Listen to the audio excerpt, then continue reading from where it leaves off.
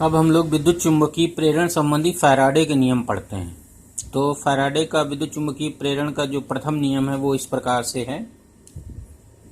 यहाँ पर प्रथम नियम को पढ़ने से इसको बोलने से पहले हम लोग इस संकेत को समझेंगे और इसी से याद रखेंगे, इस संकेत से। तो यहाँ प्रथम नियम में जो प्रेरित विद्युत वाहक बल E बराबर होता है वो माइनस डेल्टा फाई बटे डेल्टा टी लिखा जाता है। यहाँ डेल्टा फाई चुंबकीय फ्लक्स परिवर्तन है और डेल्टा टी वह समय है जिसमें फ्लक्स में परिवर्तन हुआ है, और दोनों को डिवाइड कर देने पर इस पूरे अनुपात को कहा जाता है चुंबकीय फ्लक्स परिवर्तन की दर। तो चुंबकीय फ्लक्स परिवर्तन की जो ऋणात्मक दर होती है वही विद्युत वाहक बल के बराबर होती है, प्रेरित विद्युत वाहक बल के। यही पहला नियम है।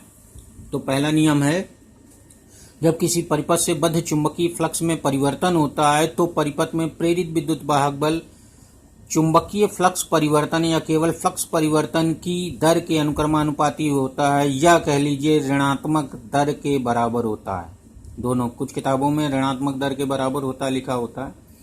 तो फ्लक्स परिवर्तन की दर के अनुक्रमानुपाती होता है, यानी ई प्रोपोर्शनल डेल्टा फाई बटे डेल्टा टी, फिर ई बराबर माइनस डेल्टा फाई बटे डेल्टा टी लिख देते हैं बराबर लगा के। यहाँ कांस्टेंट को 1 मान लेते हैं। तो यहाँ पर जो पहला नियम है वो लिखा जाता है। अब यहाँ पर ये लिख देंगे, या डेल्टा टी समय में चुंबकीय फ्लक्स परिवर्तन डेल्टा फाई हो तो प्रेरित विद्युत वाहक बल ई बराबर हो जाएगा माइनस डेल्टा फाई बटे डेल्टा टी।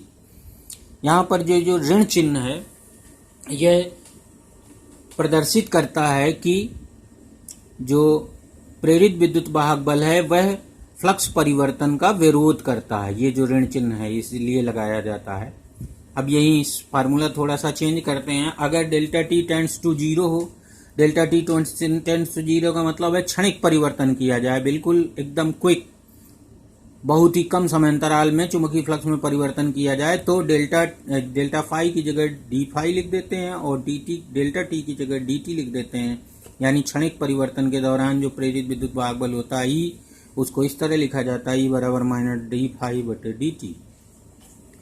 अब ई का मात्रक यहाँ से देखा जाए तो वेबर पर सेकंड हुआ, और हम लोग पहले ही पढ़ चुके हैं विद्युत वाहक बल का मात्रक वोल्ट होता है, तो वेबर पर सेकंड को ही वोल्ट कहा गया है। तो ई का मात्रक प्रेरित विद्युत वाहक बल का मात्रक वोल्ट होता है। तो इसमें कोई खास परिवर्तन नहीं है, वही पुराना है।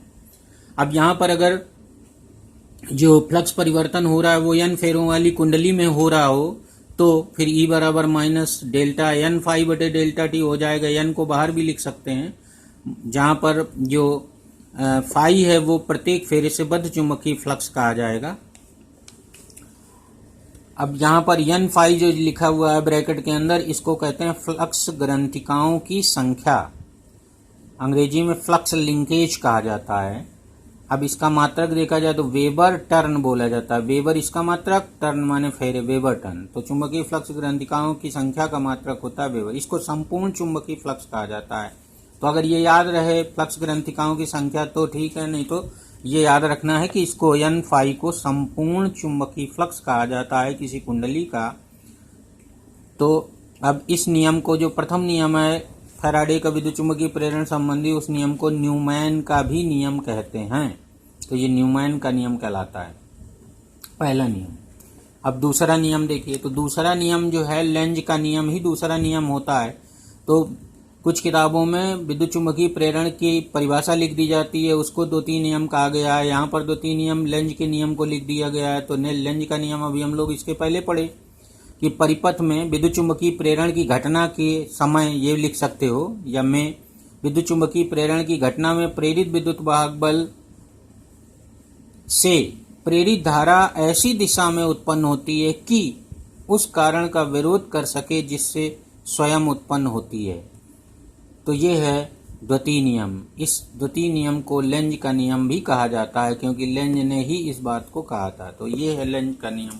2 नियम हो गए विद्युत चुंबकीय प्रेरण संबंधी।